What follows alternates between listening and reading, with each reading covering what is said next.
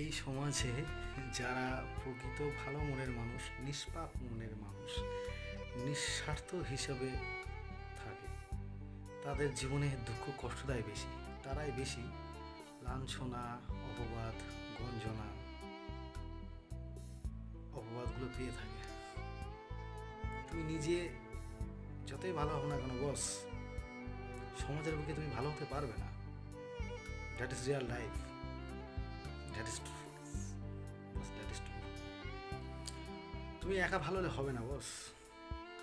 তুমি সমাজের চোখে তখনই ভালো হতে পারবে যখন তুমি নিজের স্বার্থপর, নিজের ক্যারিয়ার, নিজের স্বার্থ নিয়ে চলবে, মানুষের সঙ্গে হেসে কথা বলবে, নিজের মনে অসৎ উদ্দেশ্য রেখেও। তখনই বস তুমি মানুষের চোখে ভালো হতে পারবে। দুষ্টু লোকের মিষ্টি কথা বলে না, জাস্ট সেটা করো, জাস্ট ডু ইট।